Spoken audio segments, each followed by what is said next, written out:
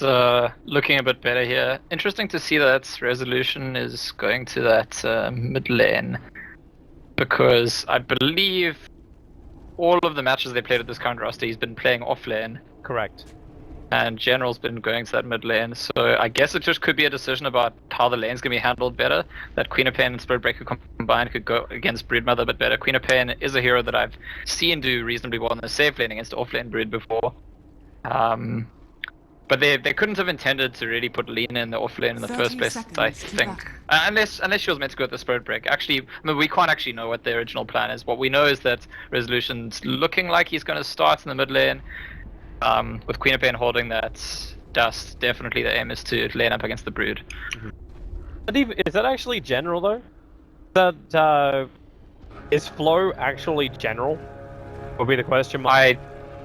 I don't know. Well, top lane fight's going to be kicking off. No Fear actually going for that brain tap early on, so there's no setup or control with the Nightmare as they battle for that rune. It will go that way of Miracle, but Miracle, there's that nuke damage kicking in, but Resolution getting beaten down. Silent with that Scorched Earth also down on the field, giving him that sustain and burn across all of OG. They want to get a little bit more, which is going to be moving on to the Night Stalker, and well, he is going to not get back in time. No Fear, that brain tap going to work so heavily.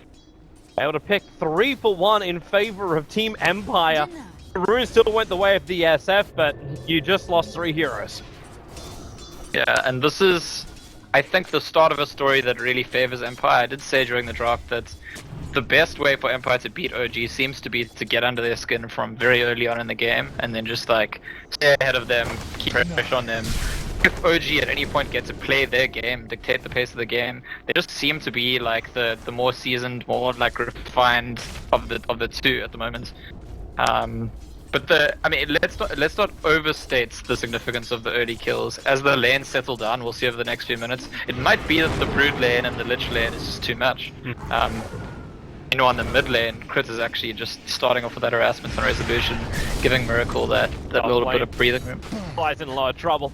That easy attack coming in, No Fear's brain tap gave him the life to stand his ground and fight, not only to get that damage into the Lich as he tries to juke it around the tree line. Sun bloody blocking him for a moment. Gets the salve off on No Fear, just give him a little bit more life back. Quickly cancelled out by the Void. It still means though that the Bane stays alive and they find themselves another kill now, Team Empire in this top lane. Yeah, and one thing that is really bad, Fly's got the Frost Blast actually. I mean, you always want the sacrifice, that's how you start dominating the lane. He took the Frost Blast to try to take the fight, they lost the fight anyway, and they're not actually exerting any control in the lane yet. He's going to have to wait to get to level 2, which is taking quite some time. He's only going to get there now. Needs to drag this lane back. But I'm still, like, I'm with you with what you said, like, don't overestimate the amount of kills. Denied. Or the effect of these kills early on. I've seen Team Empire have these similar starts, and it's all about the transition into the mid game. And we've still got a Broodmother taking safe lane farm, soon to have his Soul Ring up and running. Spirit Break is finding levels, yes, but he's also going to have to rotate out at some point and help out Resolution. Resolution, who can get zoned out just by having a Wyvern kick in, or something like this. Fly with a haste rune, running in through the back, the Light Striker Raise completely off target, and then Razor from Miracle ensure they've got enough damage to get the quick pick on the Lina, and that lets Fly run himself away from the Bane, who could not reach up in time, but with the charge arriving, the Blink forward still on cooldown, but the Queen of Pain doesn't miss uphill. The charge keeping that vision, and Queen of Pain finding the pick. Yeah, weapon-wise been blinking up and down, like just in the jungle area since the start of the game. I've been trying to figure out what the movements are about, but makes a kill and now looking for another one in the bot lane. Yeah, they got the Shadow Strike. Sentry Wall was placed down earlier on, that was meant to be the early attacker, but now Broodmother just runs himself off. That dust got only a couple of seconds left, but with the extra bash kicking in from the SB, the Broodmother will be dropping. Yeah, finally getting that bash, and this is definitely going to be, if you look at Empire's draft, they're not really kitted up to just sit and lane against Brood all game. Maybe if Queen of Pain was a core, or if Lena gets a lot of farm, their plan to deal with Brood is to kill Brood several times. And so far so good, good start for them. But when it comes to farming, look at Miracle CS, he is taking the lead in the game, and that's certainly what OG fans want to see, because we've seen time and time again that even if a team is a bit behind, Shadow Fiend gets those creeps, then farms those stacks, suddenly gets a few items and starts just controlling the game. Actually, noticed that Empire is also watching this stack movement. Crit's got himself being watched by this Observer Ward. So there will be a quad stack to understand when SF moves off the lane. But what can Empire really do about it? Like, are they meant to go over and try and contest the pull? And what do they even do that with? Well, they've got the Spirit Breaker, they've got the Quap, so they're pretty mobile if they have the levels. It's gonna be a... No, it's not. You're talking about the top lane? Night Stalker was going to just actually kill off Silent.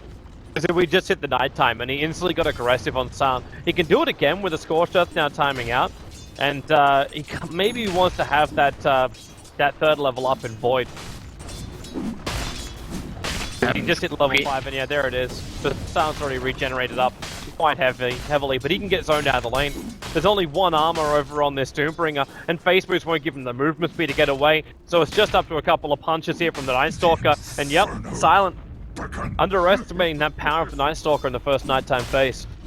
Yeah, Queen of Pain was rotating in from behind to try and help, but I'm gonna get there on time. I'm not gonna be able to do much anyway. Finds crits instead, making an ancient stack will get that information. And the role of the support Queen of Pain so far this game, by the way, has been to sneak behind enemy lines, get this ward, sneak behind, get that ward. Just like something that most support heroes can't safely do, but Queen of Pain with that blink, you can actually get the wards you want up early on quite reliably. The only downside is there's no initiation for them. Like, you look for something like an Earthshaker to combine up where you get that earlier stun that allows Lina to follow up with the Light Strike Array and the huge amount of damage to find a kill on mid. But they don't really have that level of rotation unless they're going to smoke up No Fear. But every time I check out this Vayne, even with Brain Stab, he keeps hitting below 50% of his life. There's just no aggression that can come from him yet. Moon Meander's been spotted out by a ward, so Empire know that he's here. Resolution is trying to play defensively, but if no one rotates in, they could just dive Resolution and kill him at the tower. He doesn't have any boots yet. I just knew this was coming. Silence, the Void. Moon's gonna get himself out of this one. The Nightmare's gonna kick in.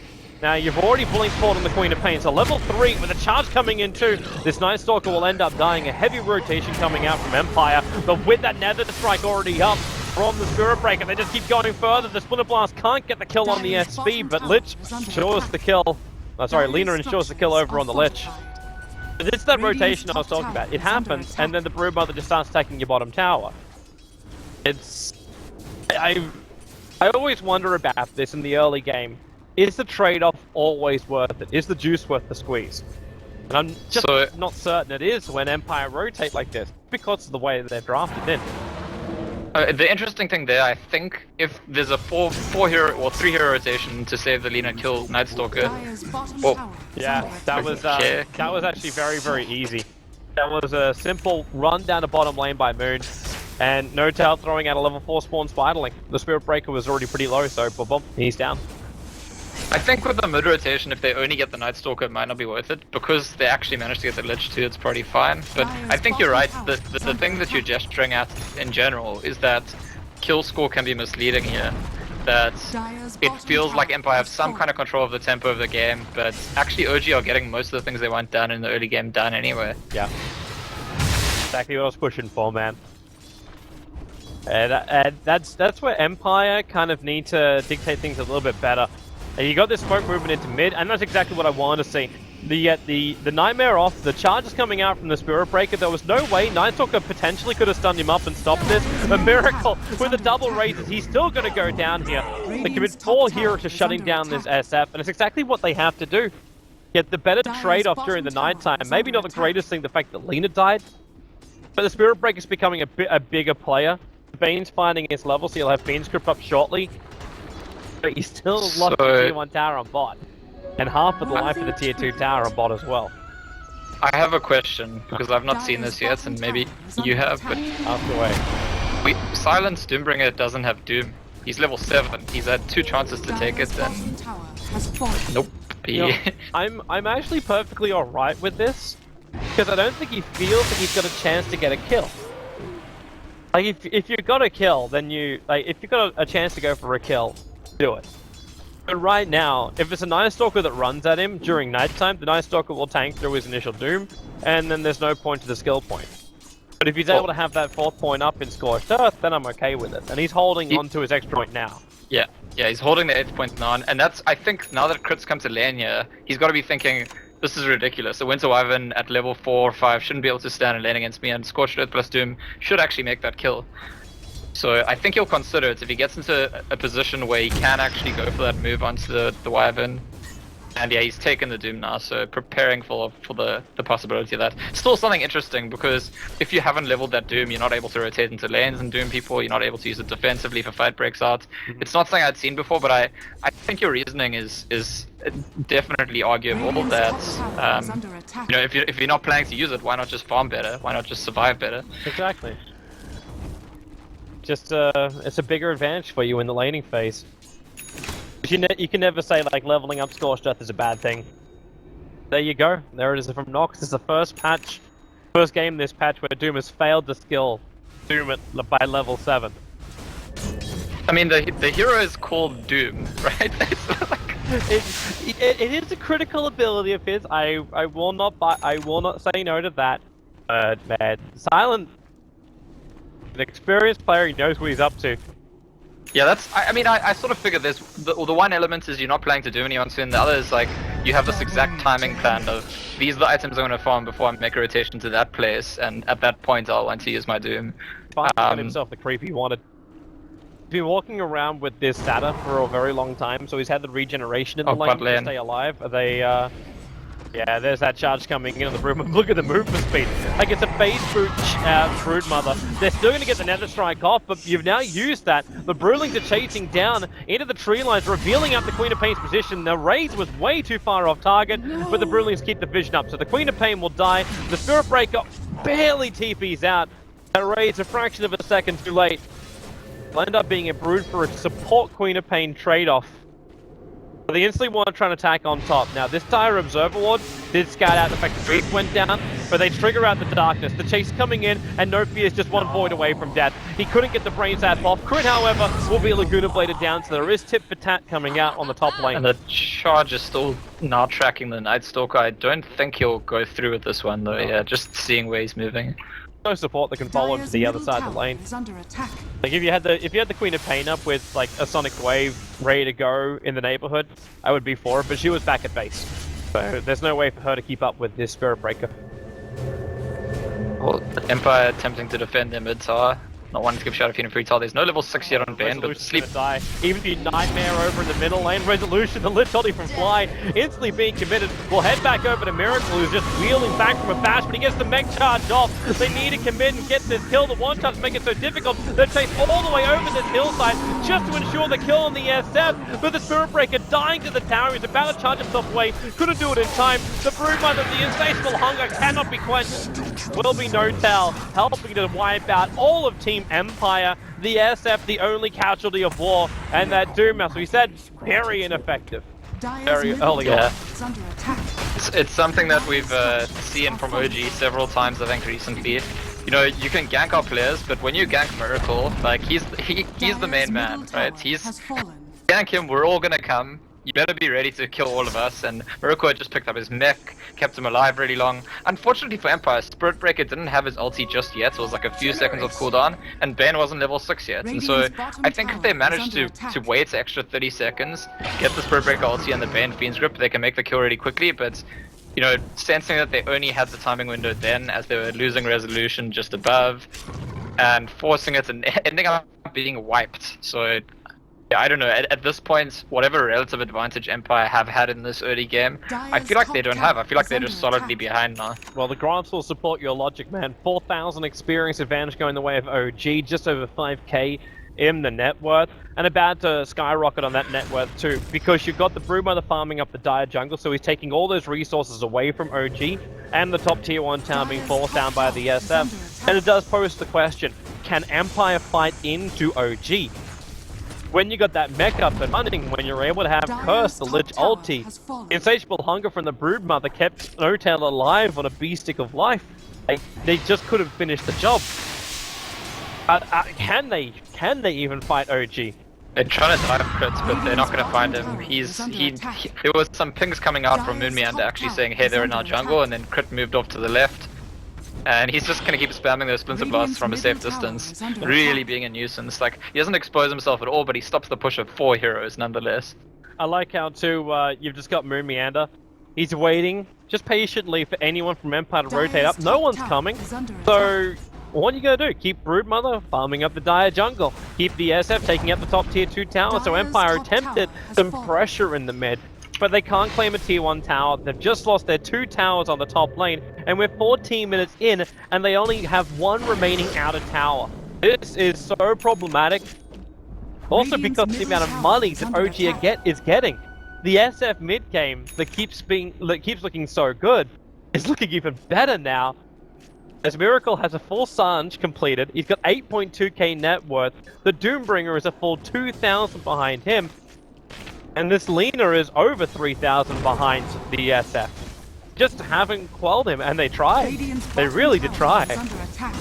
Yeah, it's I mean, honestly, I've been saying since the start of the game, when the game becomes this way, OG wins it. And we've actually got a big enough sample of these two teams playing against each other recently to say that once OG are controlling the game in a structured way, they probably just don't win these games. So I think there's a huge amount of pressure on them right now, and they'll know because they've been in this situation so many times this week that they'll know what's coming.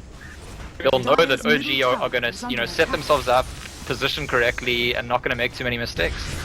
You want to add another item to your stat list right now? The Lotus Orb, first major item for a Broodmother, 15 minutes in. The Fiend's in a little bit of trouble. The Doom already out. In fact, the Lotus Orb instantly reflects it, so Silent dooms himself. The Lich ulti combined with the Curse does terrible, terrible damage to Team Empire. Silence forced back off the line. You got the Spirit Breaker on the front lines, but the Urn Charge is taking him down with the Spider's right behind him. That will be the death of the Spirit Breaker.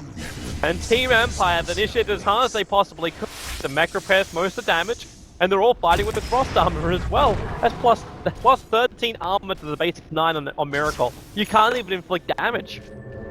Yeah, and that's that Doom that we were asking about earlier, why didn't he level it? Well, at this point, I feel like it did just as much to the Doombringer as it did to the Shadow Fiend, and almost as if Notel could have scripted it. Like, just putting that buff onto Miracle right before the Doom went off. Really nice timing on that, and if it doesn't happen, like, maybe there's a chance Empire feel more confidence and like actually pursue chasing down that fight while Shadow Fiend's removed from it with the Doom. But with Doombringer being controlled himself, yeah, just nothing to get out of it for him. What a timing, what an item. If you're calling the Lincolns before, that would have been our blocker, but when you got something like a Doom that you can just return, it's a level 2 Doom as well. Silent just can't do anything. All that sustain that you look for from him, yeah, he's got Scorched Earth. But Notel will die now. He should. He should. The Lotus Orb, he'll put it up for the moment, try to reflect whatever he possibly can, but not just beat him down the old-fashioned way. Queen of Pain should end up Shadow Striking herself, but that's all. So this is pretty great actually, right? Because we've seen a very clear illustration of the differences between going Lotus Orb and going Lincolns. The Lotus Orb, we saw what it does when it works, but if he has the Lincolns, he doesn't die there, because Spirit Breaker can't charge you when you have Lincolns, simple as that, and that's what starts the gank. So it's a sign that Notil feels his team's already in control of the game, that he can go for the Lotus Orb and push through. There's no reason to be defensive at this point, and sure, he might die every once in a while, but the Lotus Orb's going to mean that they're definitely going to win those fights, because there's not really much to control the Shadow Fiend if he's Lotus Orbed. Like, what do? You can't Fiend's Grip him, that's going to cancel itself straight away. Spirit Breaker's going to sort himself out, Doom's going to sort... like, which of the heroes in Empire control Shadow Fiend if Lotus Orb's on him? None. Absolutely none. The hilarious thing is, too, that SF's walking around with, what, roughly, what was that, 3,000 net worth, which isn't being used by him. So you have moments in the fights where you're like, okay, well, Miracle looks strong. Like, while his net worth is over 10,000, it's actually only just over, what, 1,000 currently on the hero. You add that SMY, which is now flying out to him, Empire's is in even more trouble to try and kill off this SF. And the Frost Armor keeps buffing them up. This Lich keeps finding more and more levels. Yeah, and Empire now, I mean, going for another aggressive move, this is, I mean, fair enough, this is how they know when they do win games in this matchup, it's from the aggression, but it's close to having backfired enough to be beyond repair at this point, and they need to get some kind of successful series of pickoffs. The one on Notil was a start, but it needs to be more than just one. It needs to be 3 or 4, if not a team fight or 2, to put them back into a decent position in this game. Spirit Breakers on the charge again. They just lost their wards. The sentry wards were placed down by Notel. He's got them all through the Dire jungle. Then the Broodlings, they just sit over there and they take out the obs of Team Empire. Team Empire are actually completely blind on the map, and it's about to become even worse. The Axe is 500 gold away from the Night Stalker, so there's no way to properly initiate in onto OG. It's even tankier on the Night Stalker, so the Doom won't help him. A very smart blink away, just in time by the Queen of Pain. Yeah, and that's only going to work for a little while because there's 400 gold on Night Stalker to Aghanim Scepter, at which point that kind of blink away would not actually save you anyway. Are we not get double Lotus? Maybe. You're talking about the plate mail? Yeah. Yeah, I'm lying, because I don't know what else he would purchase with the plate mail that would really make the Lich. Yeah, I mean, Shivas is always good items to have on your team, but you're right. So Lich just don't buy Assault Cuirasses, and he could just, I mean, Lotus Orb feels like it actually provides more utility, even as a second one, than a Shivas does in this game. I mean, it just the fact that he has the Midas and he's just scaling like everyone else is. Just look at him. It feels like if the game keeps progressing this way, he's going to overtake Resolution's Lina in maybe 10 minutes time. And when the enemy when there's 4 heroes in the enemy team overtaking your mid hero, that's problems. I mean, that's a sign of the times. Yeah. This is a rough game for Team Empire, but maybe they can turn the unlucky score 13-13 into something positive as they group themselves up as 5. There is a smoke on the Queen of Pain, which is what I thought they were going to go for, but they're holding out from it for now. They might also be very concerned, like, we did just enter nighttime again, and now it's OG, in fact, who smoke up. So the Splinter Blast in mid, but Empire, no ping for it. And they're going to call for a 2-minute break for now, so we get a moment just to get our bearings and think about what Team Empire are really facing. The Queen of Pain also just recently finished mech. So I think, as far as items go, it's one of the big pickups for Empire in this game. It's one of the big timings that could turn things around. Especially if you get good value of the mech, healing 3 or 4 people, it suddenly takes away a huge amount of damage that's been dealt. It's, you know, counters all 3 raises, for example. It could. It's in the right position and the right sequence of events. But yeah, as the pause. I tried to come in tonight being a lot more positive towards Team Empire. I really wish these guys well with their new roster. Been a big fan of Resolution for a very, very, very, very, very long time. And this game, like, just after the first 5 minutes, you knew, even with kills going their way, that they're going to be basically trying to paddle up creek. It's going to be a rough run for them. And even with a farmed up Doombringer, when you have double Lotus Orbs, you basically... the old phrase was with the Doombringer, you eliminate one hero from the team fight. Now Doom eliminates himself. So he can't do it. Like, there's just nothing he can do. And with the Lotus Orbs up too, Lina's going to be scared as well. There's just too much control that OG's got, be it through the team fights now, the vision game, the damage output, as well as the push power, because they've got an early game Broodmother with good momentum. And this Broodmother's not even one of those heroes which you say, oh my lord, this is a push style hero. It's actually a team fight style hero because of the Lotus Orb build early on. So one of the interesting things about Broodmother in particular, being the Lotus Orb holder, is that usually if you... Oh, hang on, right. Silence over on the Queen of Pain. The Luchon is going to not bounce out. In fact, Queen of Pain going to take the damage and crit. Well, there's your Fiend Script. It holds the lid out. The Lotus Orb wasn't up in time. Didn't reflect out that Fiend Script. And you've got the kill over on the lid. Miracle zoomed up, and there was no way to return that one. So Silent, this time he can be a fighter. Miracle going to get Lacuna bladed down. There's a 2-for-1 trade-off. The Curse will be able to control up a couple of the heroes here of Team Empire, but they want the vision over on crit, so then they can get that charge in for Flow. And Flow, he's managed to get it. It was the Observe Ward in the lane, on the riverside, and now Flow looking for the bash as well. One Brain Zap will do the work, and that's what Team Empire needed. OG to get over-aggressive, thinking they had the complete advantage with that Aghanim Scepter, and then they get caught out. I wonder if, I mean, we don't like to talk about these things, but I wonder if the pause, like, just kind of threw off OG, because the fight broke out. I mean, actually both teams were very close to each other before the pause, and they didn't really necessarily know that. No, it still wasn't nearby. As you said, he got there on time to Lotus Orb only after the Fiend Script had gone off, and I mean, if you're going for the Lotus Orb build on Broodmother, it's not like if you don't go to the fight space created, your team lost the fight, but you were pushing with your Necros, or you're pushing, like, the item only gives dividends if you're at the fight and doing things with it. And I was actually going to say right before the fight, one of the nice things about having on Broodmother is usually when a team has to deal with Lotus Orb, they can try and just get vision of the hero with it, and then identify when they're going to be able to use the debuff. But you never see the Brood coming, so if he's around in that fight, maybe things are slightly different, and OG get themselves caught out in a position where they're outnumbered, and that's exactly what Empire are looking for in this game. Empire, if they can consistently do that, especially now they picked up the rush, take 2 or 3 more fights where they just have the numbers advantage, they can come back into this game for sure. Well, it's the perfect way to do it. You're also behind so far on the net worth. It's so valuable to win a fight like that. Now it's only about 2.5k net worth advantage for OG, and the experience is almost zeroed out. It's been that heavy of a swing for Team Empire because they also took Roshan directly after it. The Doombringer now has a little bit more control during team fights, straight up against the Sparlings have both Scorched Earth as well as Shiva's guard popping. And he's all about the auras, both Vlad's as well as Shiva's being purchased up. It's almost reminiscent of the way Artstyle used to play this safe lane Doombringer, where they get the early Vlads on the Doom, jump in for the Roshan, take it, then move on and just keep pushing, using the aura to do most of the work every time. Yeah, it's scary. I mean, and we get to the point where Doombringer is about his auras, right? He's about the Scorched Earth and the auras and the spam level deaths, just as much as he is about the Doom. So yeah, well done. You've got a Lotus Orb, which deals with one of my skills, but I'm building myself to be like this walking fountain that just gives everyone auras and sprays fire everywhere.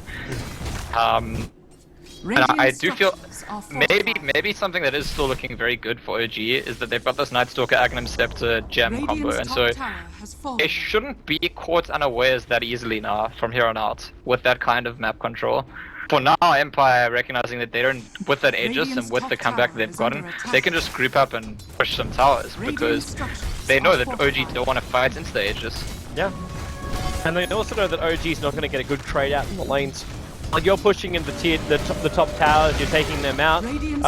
What's OG doing? They're pushing the creep wave into your tier 3 towers, but they won't be able to reach the high ground and do enough damage because, as you mentioned previously, the Broodmother didn't pick up the Necrobook, so there's no huge amount of pressure coming out from him, or an early Desolator, or something like that on the OG heroes. There are a lot more passive in that build. The SMY mech coming out from SF, he just stands and fights during the engagements. Same thing for the Night Stalker. He's more vision and a couple of voids. Wyvern requires Empire to be out of position to do his work because he doesn't have that Blink Dagger or Force Staff yet, and looks like he's actually building into Glimmer Cape for now. So it's the perfect time for Empire. They read the situation well, and now they're starting to really level everything out. The gold is coming back their way. The experience is starting to swing back the way of OG again. But you finish up your your Greaves over on the Queen of Pain. She's ready to dispel whatever she possibly can and give that advantage during the fight. Resolution has initiation through his Shadow Blades with the immortality of the Jaegers. I'm loving this from Empire. They just have to keep their wits about them, get a solid fight, and then they control the tempo of this game.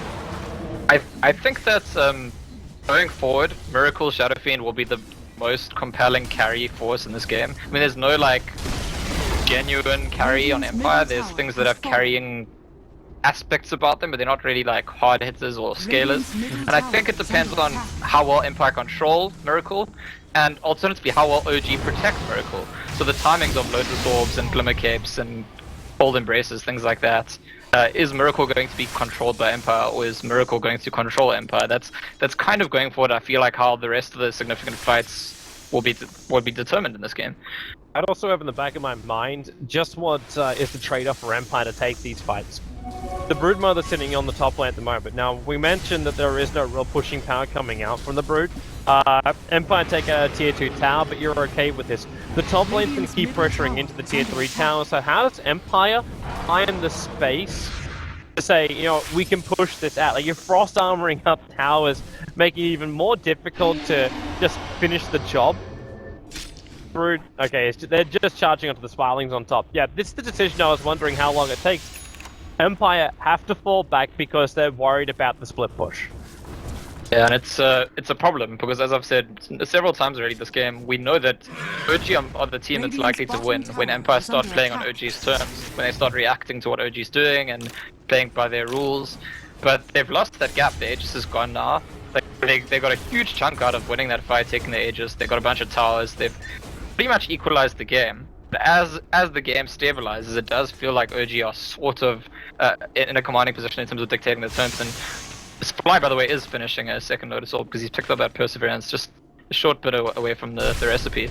Okay, so he gets Lotus Orb. We get a Lincoln Sphere build kicking in for the SF. And it's a Skadi as the second major item for the Broodmother.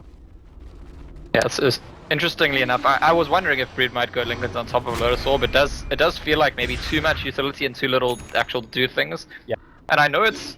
Do you know about the famous unnamed Russian guru who taught everyone to play Broodmother? There was some Reddit thread about how when Broodmother exploded into the professional scene... It was the guy that trained Mag. Like, I read about this after ESL 1 New York. Yeah, exactly. So there's a guy who trained Mag and DK Phobos, like gave them lessons on how to play Brood, and he said, one of the things that he said is that almost every game Skadi is an item you want to buy in Broodmother. We don't actually see it that much in professional games, but honestly, for me personally, despite the fact that that guy's not a professional player, he's like probably the foremost expert on Broodmother in the world, as far as we know. So I'm gonna go with Skadi's a good buy as like a generic Broodmother's gonna tank up and fight. Like, is it meant to be so the Broodmother is able to be stronger during the fights, have something up against these BKB heroes all the time? It is slow. Like, what's the method behind it? I think the explanation is to make Broodmother consistently relevant in a fight. So it's not just like you do things when your ulti's on, or you do things while you have Orchid cooldown, or you do things during BKB. It's that you can kind of be annoying enough to go in and out and slow people and threaten to kill people, while at the same time being tanky enough that you don't just die every time you reveal. So it's just that general approach that's developed over the last year in Dota about just building stats is actually very appropriate for Brood. Plus, the slow stacks with Brood slow, so got a lot of slow and control and miss percentage on whoever you're attacking, and they're going to struggle to fight back. The curse resolution! I think they knew it was coming, but still they're positioning, man. A 3-man curse happened. Silent will get mowed down. And OG, they were looking for the opening. They thought it was going to be resolution out in the mid lane. And, there's no buyback on either of them. You're right, there isn't. And look at the split now. Brood heads towards the bottom lane. They let SF take care of the mid. So you get split damage and make it so Team Empire can't just fight on one front. They have to fight on multiple fronts. Throw the fortification out. Top tower is under attack. OG are actually, the way they're positioning for this push, they're positioned very defensively because they don't know that there's no buybacks. They have to assume there's buybacks. As it turns out, Doombringer bought most of the BKB in his stash. But Silence up, nature charge coming in from Flo. The Splinter Blast going to bounce out, but Bane still able to survive for this one. The mid tower is being worked down. Queen of Pain decides not to come and join the fight. She's still pushing out that top lane, but you're losing your mid racks. She knows it's pointless. Okay, yeah, finish the job. There goes your melee racks. She realized there was no point just trying to fight in the mid. It would have just been her death anyway. So she blinks, she TPs. The vision's there, and will the stun happen? Not in time. Yeah, so, just the nick of time there. I think this shows us something so important about information, because I genuinely believe that if you told OG after those two pickoffs, hey, they can't buy back, that's at least one set of racks, probably two. But they approach the push so defensively because there's no way for them to know that there aren't any buybacks, and they figured it out when they went for that bit of aggression diving up the hill. Hey, hang on, if there were buybacks, people would be buying back now, and then they decided, okay, let's just force down this racks. But the Queen of Pain actually gets a decent trade, purely based on the fact that there's a kind of lack of information on the side of OG, and you can't criticize them for it, for playing according to what they know. They know there's a chance of buyback. They don't want to throw a huge fight like they did earlier on, which cost them a huge chunk of control they had in the game.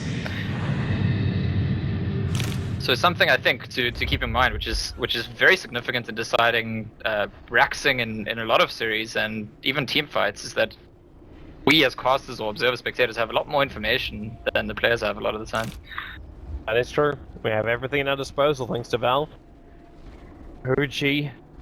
Well, they're going to get that information. They see resolution. Crit goes instantly for the curse. They want this leaner down. The Lich Ollie is going to bounce up and over towards Flo, but resolution, the defensive Eul's going to just allow Miracle to line up for the pop, which is going to be through his Requiem. The Gem through sight lost for Team Empire as well. They can't keep the control, and there's no buybacks for resolution or for the Bane. And this will be the end of the mid ranks. Even without the creep wave there, They can still fight through that backdoor regeneration. And the creep wave's on its way. But they can just rotate themselves down to the bot lane. The Spiraling's already pushing out the lane as well, so it won't be too far away. Backdoor is now off, so Empire come up. Dire's bottom tower is under attack. And Empire will need to initiate just before Lina respawns. I think their axes might be dead by then already. I mean, if they initiate when she's got about 5 seconds left, they can maybe still take a fight. OG is waiting for it. You can see what they're doing. And here they come. That's the charge, pops the Lincolns, and again, it's about signaling, right? You use the charge, you pop the Lincolns, and that says to OG, okay, we're coming at you. And OG, I don't think they have the option to, just like make any assumptions, rather play it safe. Fine, let's pull out. Like, I think on balance, they could get those Raxes and come out of there alive. But why take the risk, even if it is a small risk? Yep. I did an amazing global cancel against Lincoln Sphere. Something like charge. Yeah, it's also interesting the interaction between charge and Lotus Orb, like, for making someone charge at you. I would love to see that from one side of the map to the other. Empire, they don't want to see this, however. Miracle, well, actually, maybe they do. The Doom from Sun doesn't come off in time. Miracle, Yule's up towards the air, but the mistiming over on that Sun, and now Miracle protected up by the Lotus Orb. Resolution got perfectly cursed. The Lich Holy bouncing around inside the Empire heroes. Sun's forced back out of the fight. Miracle still survives. He's actually very, very low. Sea Silent down. The Doom will finally tick him out, and Empire actually get the upper hand in the fight. They're looking for their fourth, and they should be able to claim it. Charging into that Night Stalker. You can say goodbye to that gem of his. And 4 heroes of OG, and what a time to win the fight. What a time to actually get another follow-up. Resolution was down here battling up against the Broodmother. Can they actually make it 5 for 5? Forced off the way. The charge is coming in right now from Flow, bashing into the Broodmother. The control is there, and there is your brain sap. They take both gems. They take all of OG, and now they can also take Roshan. They might I don't know if you actually a little bit about home, however, but it's a double damage rune. They could do it nice and quick. Did you see for like a split second there, to break a charge Broodmother, and the Brood, like, the hero stopped because it was about to turn around and charge, and notice how it's actually right click again to cancel it. It wasn't that noticeable, but it did happen. But yeah, so in discussing the actual fights, I want to go back to the analysis I made earlier, because I think I still maintain that what happened here is that Miracle got control, and it wasn't even neat, right? It was a very scrappy controlling of Miracle at the start, to the point that they took so long. The Lotus Orb arrived, the Doombringer had to doom himself, but just the fact that they controlled Miracle, even though it was a scrappy controlling of Miracle, that's everything. There isn't a route for OG to win fights without Miracle doing the heavy lifting in the fight. It's as simple as that. At the same time, if Miracle's able to play his game in a fight, he's going to win the fight for his team. So what we're going to look at over and over again is which team is succeeding at either empowering or disempowering the Shadow Fiend. Well, right now it's in the hands of Empire to disempower him. They're looking really damn good. Spirit Breaker with a full BKB and now 2,300 gold. He just realized what he did to that Black Dragon too. Put up on the hillside. The funny thing is, I'm willing to say at this point that Notail might be regretting going for the Lotus Orb because of the way the game's worked out. The first usage looked really good, but if he had scaled into his usual build, the build he used yesterday with the Lincoln's Butterfly, maybe Scotty, like be an extra fighting hero, I think he'd feel more comfortable right now. Aloha Dance caught out. The Lich Oldie wants to be committed. Gonna bounce up a Queen of Pain. She's gonna get her TP cancelled. And this will be Aloha Dance dying. They really need this too, because it's the gem of True Sight. If Moon Meander, looks like Crypt bought him a new one. How many gems? We actually got three gems on the field this game. Just of that new one from Moon. Yeah, so earlier on I spoke about how it would be troubling if Lich caught up to the net worth of Lina. That's out of the question now again, but look at Aloha Dance. He is actually catching up to Moon Meander, and we've got to say, like, his impact on this game has been, like, massive, absolutely massive. At the start he was the one doing all the reconnaissance works, the scouting, the ganking, the warding. Then he picks up the mech, helps to win them a fight. Now the Guardian Greaves, which is the reason that he didn't die in that gank, is because he could use Guardian Greaves to take off the Night Stalker's silence. I mean, this is a hero that as a support I think is very difficult to be effective, have a huge impact, and not just feel like, why didn't we pick a regular support on? And he's kind of got it to a T. Man, gotta keep it up. This support Queen of Pain, I kind of fell in love with it when Alliance did it the other day. Almost a week ago. Radiant's bottom tower. Looking is better under and And, better with every game and every team that keeps doing it. I know it wasn't Alliance at the start of the trend. Well, if you go far enough back, it's actually, I want to say it's actually a SEA thing, which is like kind of everything seems to start there. I know that, I think it's Shatan. Is it no, it's not, it's Godo. Godo from, I don't know which team I was playing for at the time, but you should know him, right? He's Australian, isn't he? Yeah. Godot and Black Shaitan.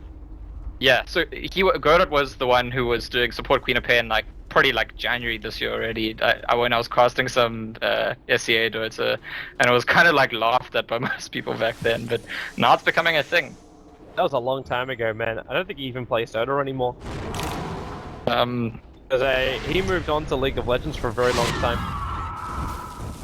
Well, that's I guess a loss to the Australian Dota scene, but against the Australian League scene. The Australian Dota scene is fueled by Singapore anyway. Just look at space created. That's the top Australian team right now.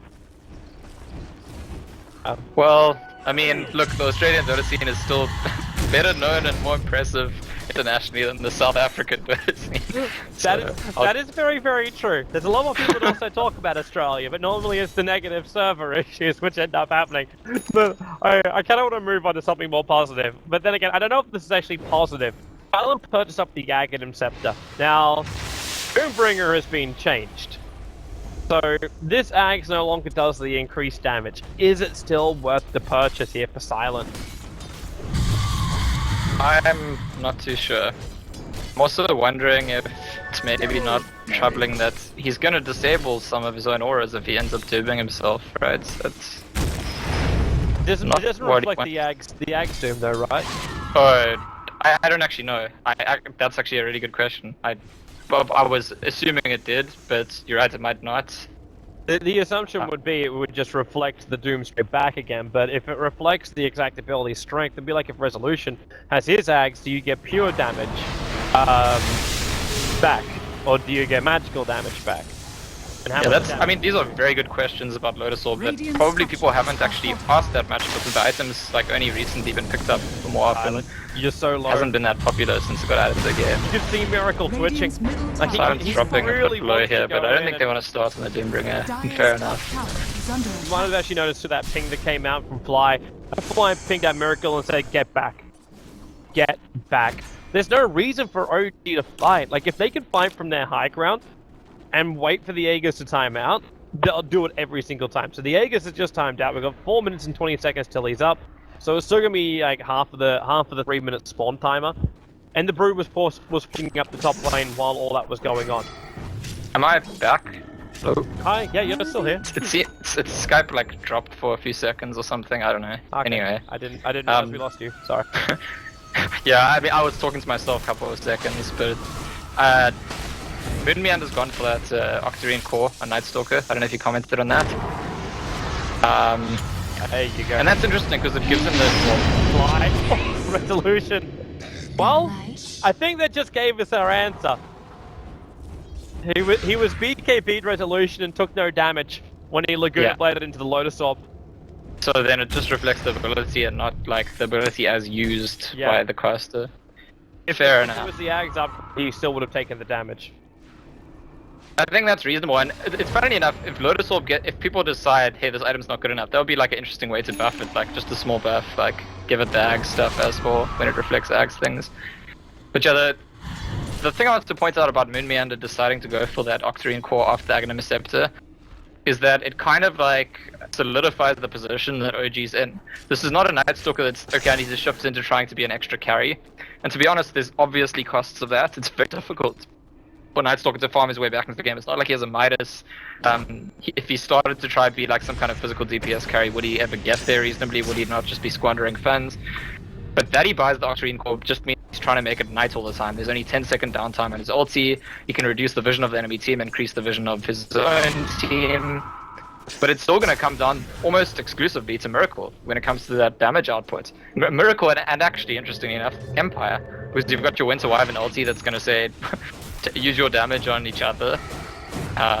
You've got Lotus Orbs to reflect things. You've got 2 Lotus Orbs to reflect things. Yeah. But beyond Empire damaging themselves, it's mostly Miracle.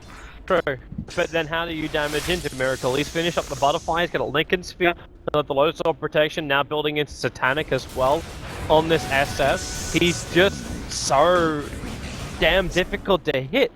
You were bringing up before, like, where is the damage output coming out from Team Empire if it's not going to come from all this nuke damage? It's not going to come from physical attacks. Like, this Queen of Pain almost has to build into a Monkey King bar at this point to ensure damage into the Shadow Fiend. Same thing for the Doombringer. Like, you got the application coming out from the Pack Wolf Aura, but he's also at the point now where he has to sell the Vlads for new item, because he went for the Blink as his last major item before, like, to 6-slot himself up without taking out the Vlads. So Now no they tail's getting initiate into the smoke.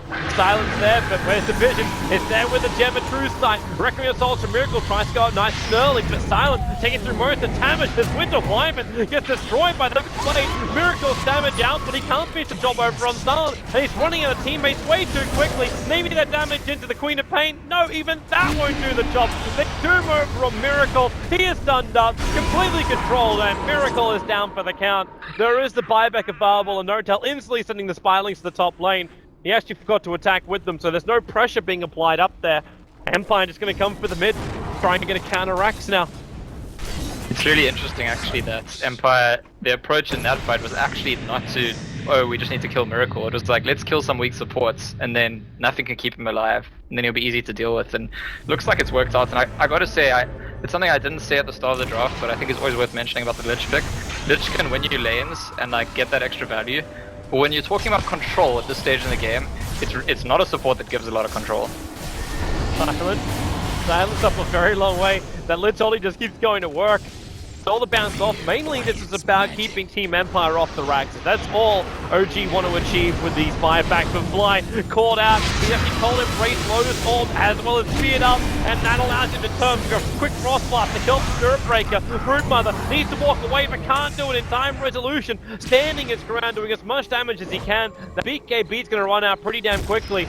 And now, well, OG, they don't want to chase this. Still have the advantage. That creep wave is still pushing in through top. They still have the mid lane going their way, and they had to lose a Broodmother and an SF, and like only the Broodmother to defend that. That's fine. Yeah, I mean, Miracle didn't have to use his buyback. Very, very positive sign, I would say. But over and over, we get the same story of, if you remember how the fights looked when they were going really well for OG near the mid lane, round about here. It's when the Winter Wyvern uses his ulti to initiate, and the person who gets ultied dies immediately, gets burst down. And they were killing Resolution like that over and over again, but this fight starts with the Winter Wyvern ulti on the Doom, and Doom does not die during the ulti. And unfortunately for OG, the only hard lockdown they have on their team is Crit's ulti. That's it. So it's likely that in terms of controlling the fight, things will fall out of their hands in a fight where they start the fight with the Winter's Curse and don't kill them in their curse. It's just like, I want to say that some kind of, as a rule of thumb, they're usually going to lose those kinds of fights. Maybe they can get a little bit more damage out with that Chrysalis freshly purchased over on the SF. And this is Miracle sacrificing all forms of buyback for these items too. He understands that they need to get that instant kill, and he's the method to do such a thing. They also know that Roshan is up, so they can get that Aegis Immortal. But then again, who do you even give it to? Do you drop that thing on Miracle? Do you just give it over to the Broodmother? Maybe the better choice here? There's going to be a fight, for sure. Hold on, give it a shot. Wyvern's got the curse up, but already Roshan's down. It's going to go the way of Notel. So they're up and ready to fight. Sun going to get control up a little bit. The Splinter Blast actually not coming out from Crit. Just that basic range attack, but Silence already at half of his life. Triggers the BKB. The charge will come on the Night Stalker. He needs to actually get this Sergeant Stop to actually help out the rest of the team at Miracle. Sends round Fly. The Lift only bouncing around doing work, but Miracle still down. Laguna Blade able to hit it so hard into that Shadow Fiend. And Crit isolated from the rest of his team. The Broodmother trying to fight up against Silence, but he's doomed up, and he just can't do any more. It's a double kill arriving for a low hard dance. The Broodmother Aegis Immortal will bring it back to life again. Lotus Orbs trying to protect him as much as they can, but there's just no protecting this. It's a triple kill for the support Queen of Pain. And it is Empire taking another huge fight. Even if they don't get the Aegis, even if they don't get Roshan, take, what's that now? The third fight in a row against OG. Yeah, and support Queen of Pain has finished a Hex, by the way. That's... I mean, you're not a support anymore. You're an hardcore. I gotta say, it's... The game, the way it's turned out, has become really easy for Empire to win fights. I mean, you could see what happened there. Crit actually got off really good with this curse. One resolution, a hero they can kill. And there were three of his allies attacking him at some point, I think, or two at least. But Shadow Fiend got controlled, and if he's not attacking the person who's cursed, they're just not gonna die. So the job for Empire is that much easier. Like, someone take care of Shadow Fiend while we're cursed. That's like the bottom line for winning a fight. Look at Empire trying to capitalize on the situation as much as they possibly can. The cold slowing down the attack from Silent, but they're not fully ready to go. And with the Assault Cuirass now freshly arriving over on Flow, they've got the negative armor against the Blinks too, so Empire, they take out the full mid-ranks, they get the melee on the top as well. And this gives Empire such great lane control. The Broodmother cannot keep repelling this kind of this kind of push from Empire. He doesn't have these necros, he went for the Assault Cuirass, which I can also understand. Like, it's just racking up the team fights, allowing them, when they do finally get into the Empire base, they could do some good damage. This just doesn't exist right now. Also note that Miracle dropped his Helm of the Dominator, and he's picked up Peace instead, that was saved by OG during that last Roshan. Yeah, I mean, it's that instant heal instead of the overtime heal. It's definitely going to be more crucial in trying to win a fight. I do feel like we go back to the stage where No-Tail first picked up his Lotus Orb and we were commending it and saying, wow, it looked so great in the first fight. And I said earlier, like, maybe at this point he'd regret it and prefer to go for the Lincolns. And really the extension of that thinking is that I think OG are in a much better position if once they had the lead, they just won the game economically. Like, extended their lead, controlled the map, got lots of farm.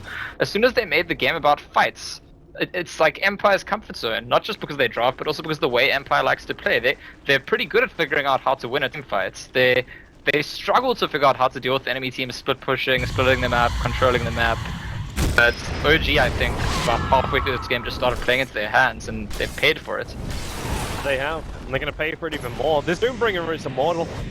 He's got a level 3 Doom. If he gets this off on someone with the help of the Octarine Core, his restoration between Octarine Core as well as having his Scorched Earth is through the roof. How do you even kill this Doombringer? You talk about like focusing these originally cursed targets, but it's just you need to curse all of Empire right now. That's the only way to make it happen. Hit them all with a point blank range Requiem. But maybe that was also something else we should have looked at during that bottom fight.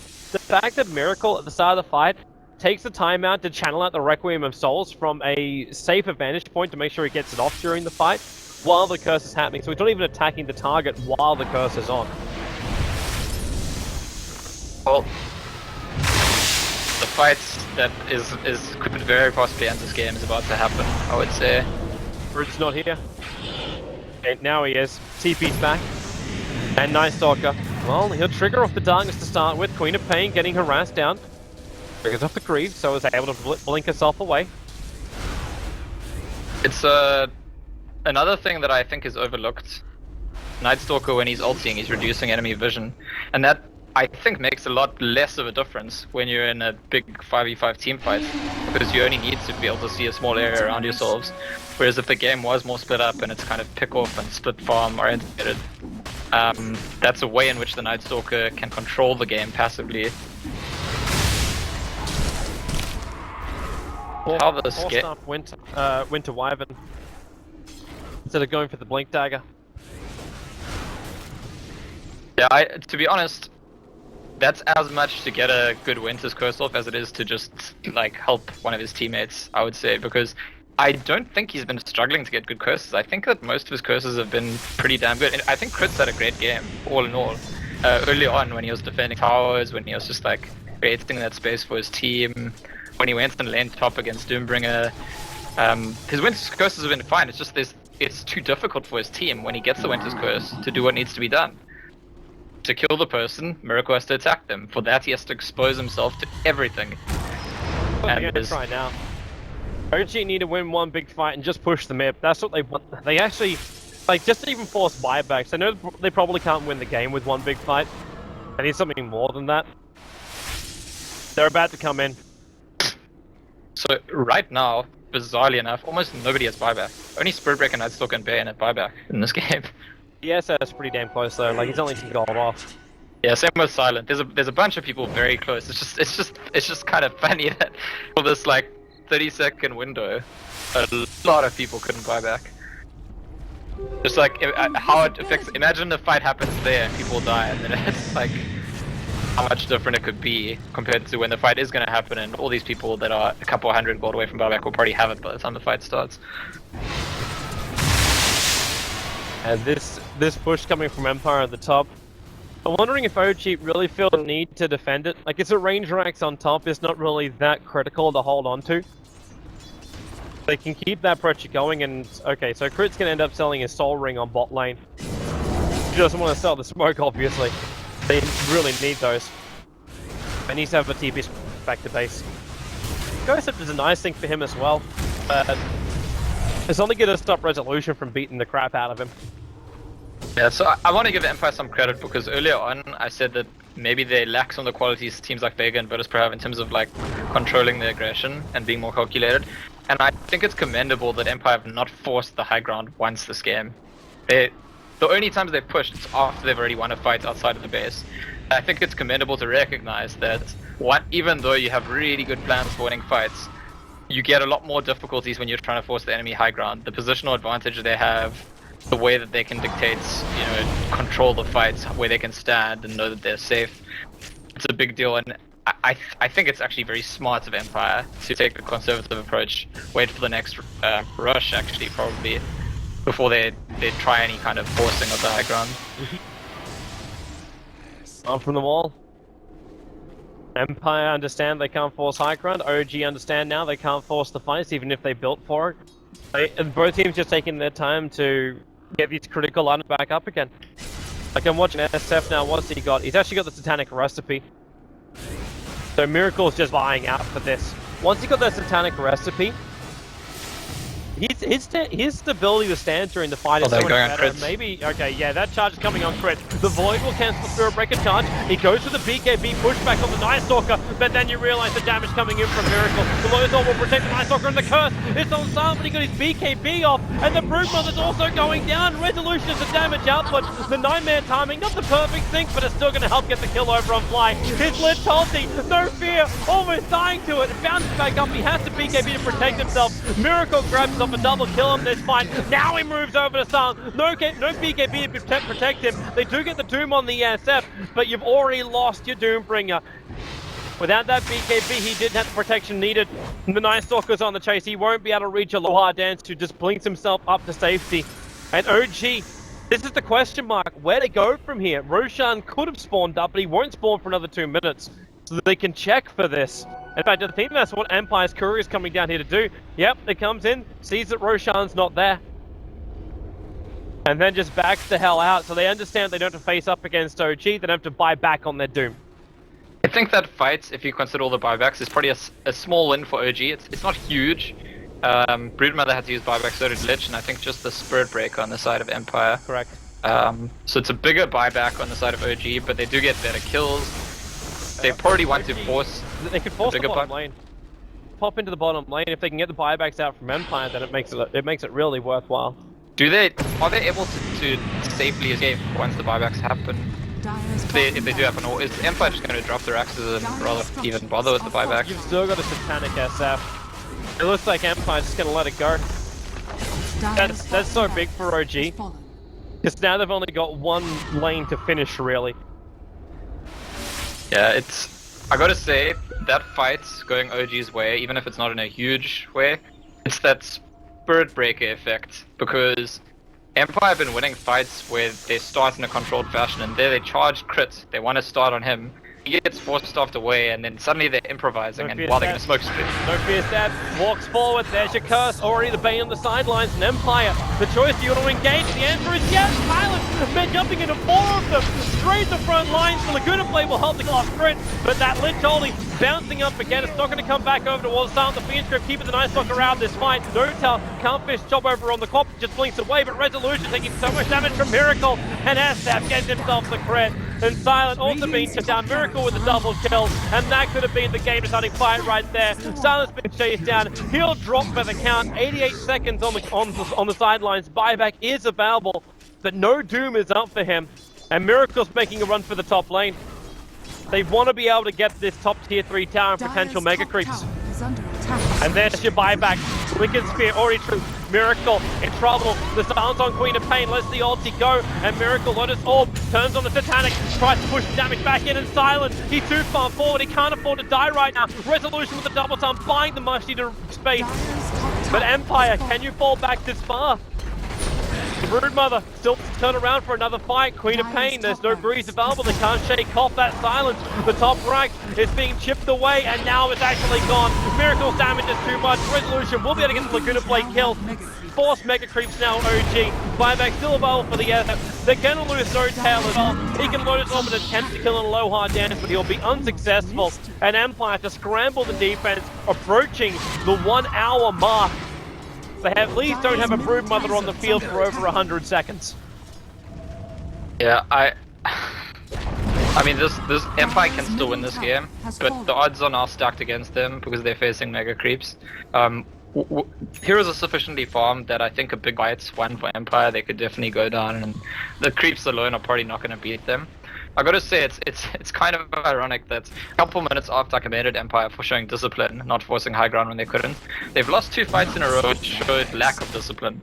They lost a fight at the mid lane where Spirit Breaker charged crits, and he got away, and instead of, you know, retreating, Empire were like, oh, we'll just improvise, keep forcing it. And then the same thing happened. Bane gets picked off at their secret shop, and instead of going, oh, okay, our Bane got picked off, can't do anything, they just kind of YOLO into the enemy team, and it looks like now they're going for kind of last-ditch attempt, which I think that's fair enough when you get mega creeps. Well, if they can win this fight, like, they don't have to deal with the Broodmother, they've got all their big abilities up, and they're actually just going for the tier 4 talents. They get the buyback out from the SF, and maybe this is the time to retreat. Like, you are up against Megas, but that SF still does huge amounts of damage, though it's proven they couldn't control him. Well, OG are very happy to stall. They didn't have the Doom when they couldn't control the Shadow Fiend. That Satanic was everything in that fight, and with the Doom up, it's possible they could control him, but the curse is...